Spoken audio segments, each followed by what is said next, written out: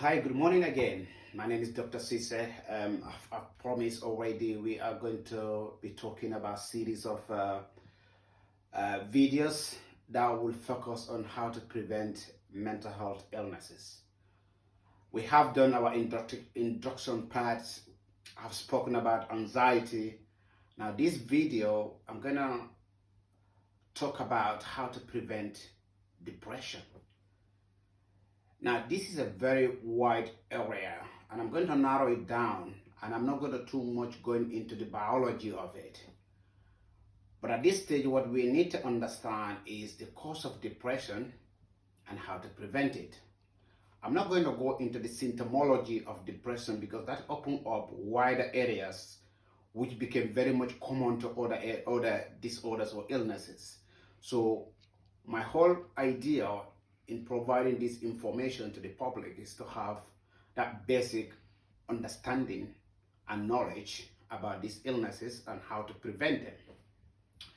Now, depression seems to be one of the most debilitating disease or illnesses in the world. It's been ranked in WHO ranking as the third most debilitating illness in the world today.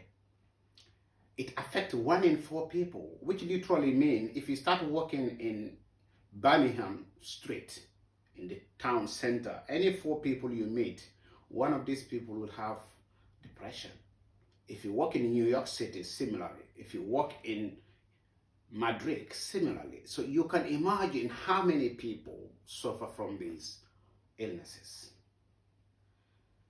But we're not going to go too much deeper into the epidemiology of this, the statistics of it, because that is not my intention. My intention is for you to understand how to prevent depression. So for you to know that, you need to know what causes depression.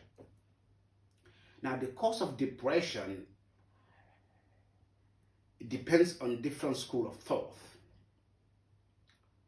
Now, there are school of thought, we call it neurobiological model, that believe in that perspective that when we have a stressful thought, stressful feelings, these stressful feelings generate stress. Now, the feeling of being stressed makes you stressful. If that state of stressfulness is not being managed and it go out of hand, you become frustrated. So an uncontrolled stress level generate frustration. So we are moving from state. This is a neurobiological model of thinking. That if you have a state of stress and it's uncontrolled, it develops into frustration. Now, a level of frustration that is uncontrolled develop into anger. A state of anger that is not controlled develop into sadness. A state of sadness that is not managed develop into depression. So now this is the case. If you get stressed, because you get stressed, you become stressful. Because you become stressful, you get frustrated. Because you are frustrated, it becomes frustrated, more frustrated because you are frustrated. Now, because you're more frustrated, you become angry. Because you know you are angry, you become more angry. And because of that, you became sad. Because you became more sad, then you have low mood. And that develops into depression. Now, we're going to go a little bit into the neurobiology into this. There is a part of our brain, we call it RAS, reticular activating system. Now, this is a neurocircuit behind your eye. Part of its responsibility is a filtering mechanism of your thinking.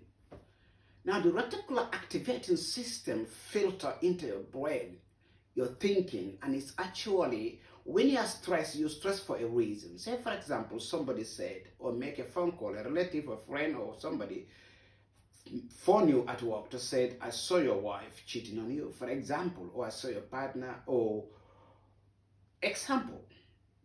These are commonest social problems. So we're going to bring that as an example. So you are at work your friend call you to say, oh, I saw your partner with somebody. Now that stressful thought activate this RAS, reticular activating system.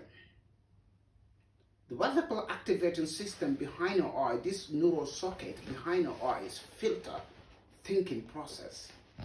Now what that does is allow you to start thinking that blame culture.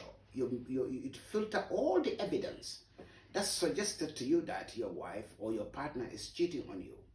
You start thinking, oh, this is the reason why yesterday when I went home, she had her phone.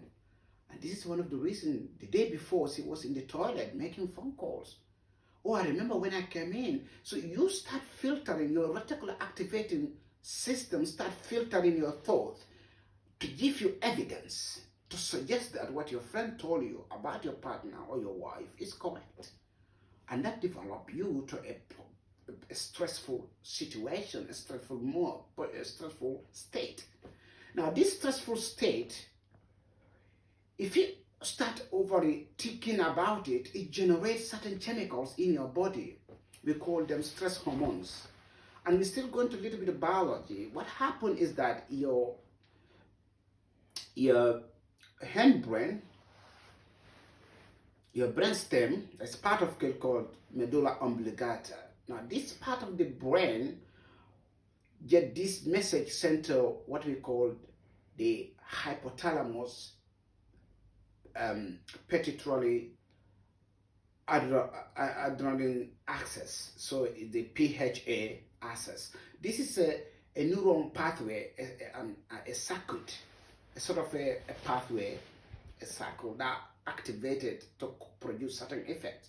So what happened when your medulla oblongata pick up this information, all these things is filtered and is being evidence to say that yes, your wife, you believe that your partner or your wife is cheating on you, you're just stressful, your medulla oblongata send this message to your hypothalamus, which send the message to your pituitary gland send the messages to your adrenal gland on top of your kidney. Your adrenal gland produce these stressful hormones. Now, these stressful hormones sometimes behave differently, depends where they are. They can be hormones or neurochemicals. You remember we spoke about neurotransmitters. Now, what this, I'm not going to go too much into neuroscience, but what this does, it makes you concentrate all your effort, all your mind on that element of your stressor. So you become more focused on the your stressor. So what happened, you are allowing your hindbrain, your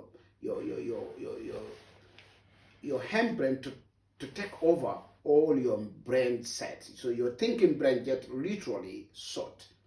So you start building what we call a fight and flight mode.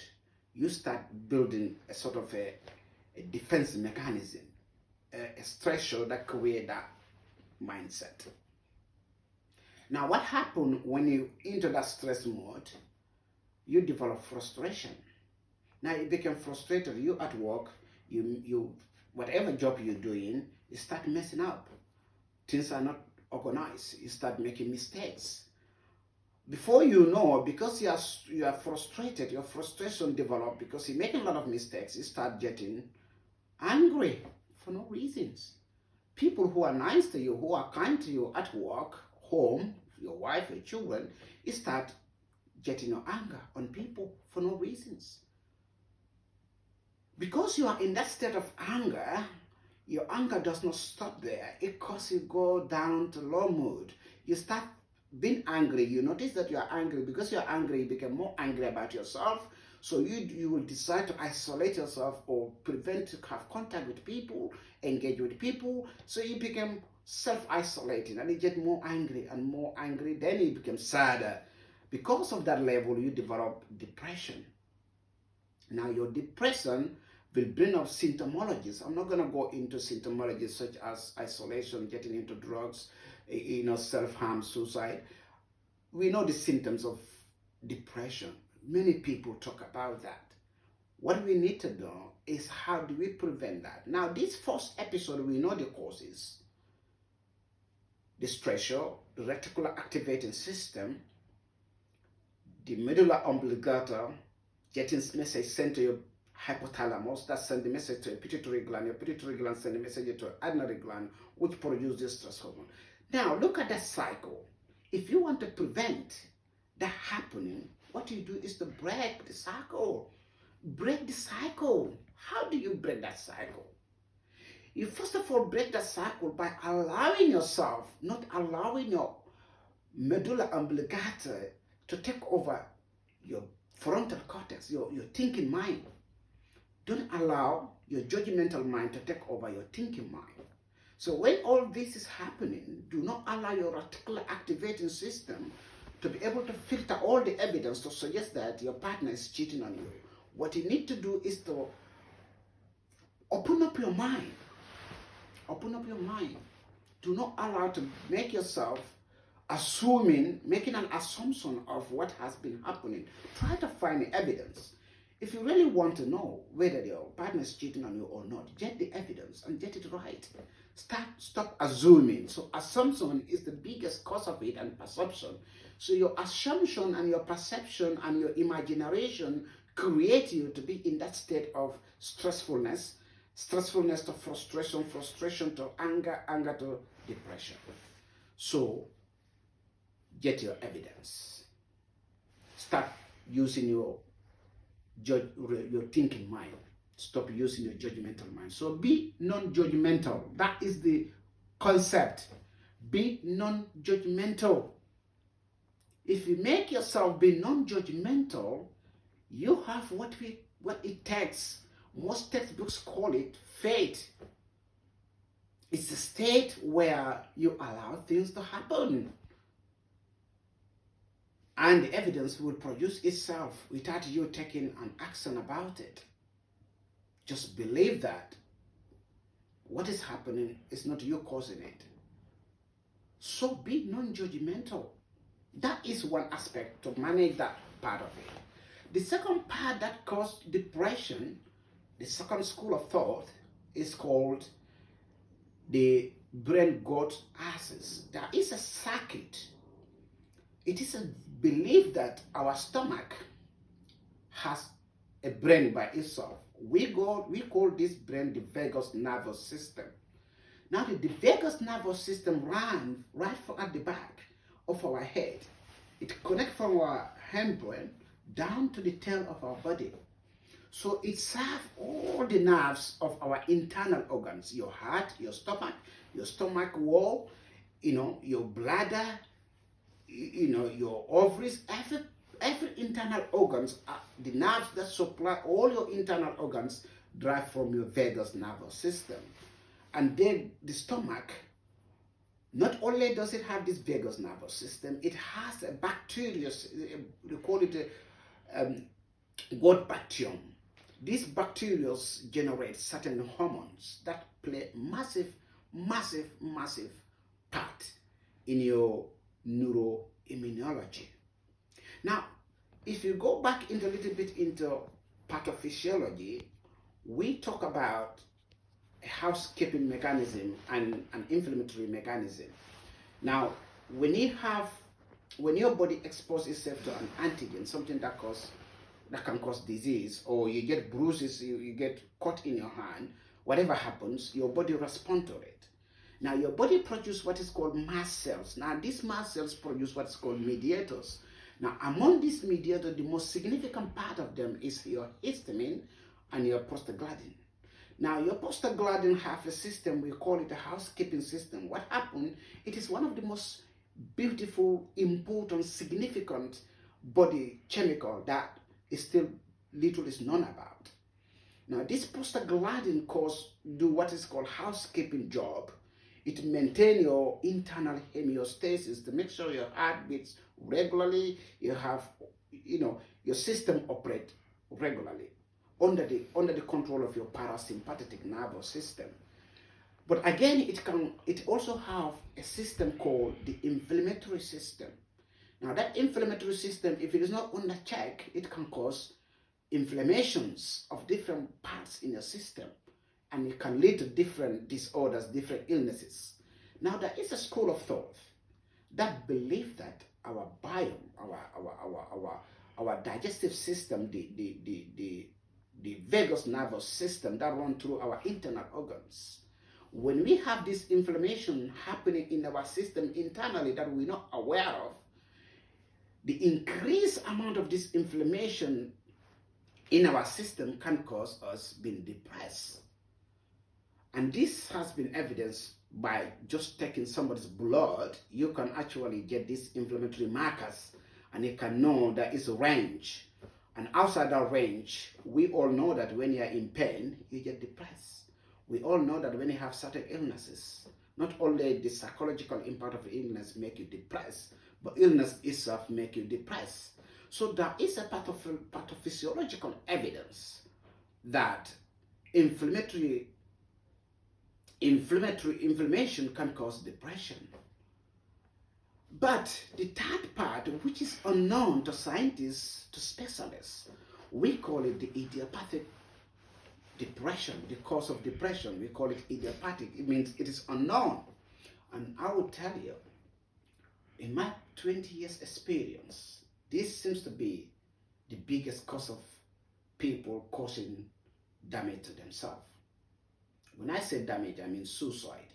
I mean the first part that we talk about, the neurobiology of depression, where you get stress, frustration, anger, low mood, depression. People do self-harm, they attempt suicide. It goes on and goes on, and it goes on and goes on.